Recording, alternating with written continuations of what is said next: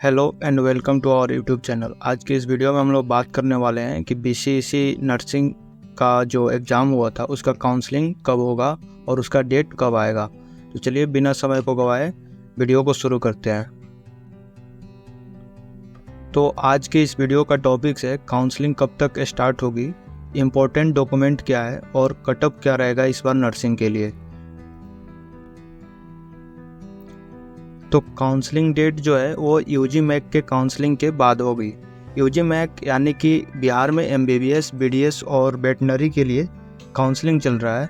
तो नर्सिंग का काउंसलिंग जब ये काउंसलिंग ख़त्म होगा उसके बाद से शुरू होगा। अब बात करते हैं कि इम्पोर्टेंट डॉक्यूमेंट कौन कौन से लगेंगे। तो सबसे पहला डॉक्यूमेंट है बीसीईसी रैंक कार्ड।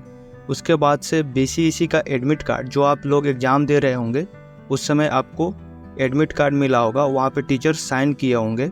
वो जब आप डॉक्यूमेंट वेरिफिकेशन के लिए जाएंगे तो वहीं एडमिट कार्ड आपसे मांगा जाएगा, तो वो आपके पास होना अनिवार्य है। कास्ट सर्टिफिकेट है, अगर आप जनरल कैटेगरी से आते हैं तो आपको कास्ट सर्टिफिकेट नहीं देना होगा।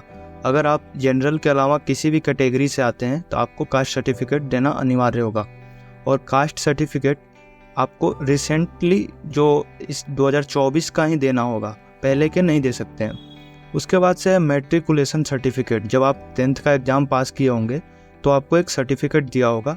वो मैट्रिकुलेशन वाला सर्टिफिकेट आपको काउंसलिंग के समय देना अनिवार्य है। उसके बाद से इंटरमीडिएट जब आप पास किए होंगे तो सर्टिफिकेट आया होगा। जब आप एग्ज़ाम दे देते हैं तो उसके कुछ दिनों बाद रिजल्ट आता है और उसके कुछ महीनों के बाद से सर्टिफिकेट आता है। तो आप अगर अपने कॉलेज से इशू नहीं कराए हैं तो आप जा करके इसको इशू करा लीजिएगा।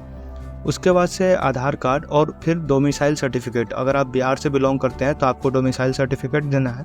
अगर आप बिहार से बाहर से हैं तो आपको डोमिसाइल सर्टिफिकेट नहीं देना है। और डोमिसाइल सर्टिफिकेट क्या होता है? डोमिसाइल सर्टिफिकेट जो आप बिहार में रह रहे हैं जिसको निवास प्रमाण पत्र कहा जाता है।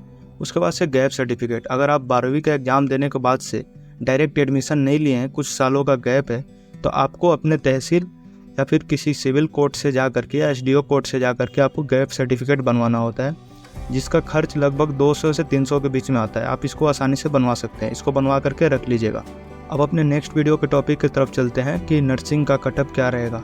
तो इस बार नर्सिंग का कटअप 1000 से 1100 जिनका यूआर रैंक है वो नर्सिंग के लिए अप्लाई करेंगे तो उनको 100% चांस है कि नर्सिंग का कॉलेज कोई ना कोई सा मिल जाएगा। अगर आप इसमें कैटेगरी लगाते हैं तो थोड़ा सा रैंक इधर उधर हो सकता है, लेकिन अगर आप 1100 तक रैंक तक आपका यूआर है तो आप बिल्कुल सेफ हैं, आपका एडमिशन होगा। आप ये वाला डॉक्यूमेंट सब बना करके रखिएगा। लास्ट तक वीडियो में बने रहने के लिए आपका बहुत बहुत धन्यवाद। और अपना रैंक कार्ड इस वीडियो के कमेंट सेक्शन में भेजना ना भूलें। बहुत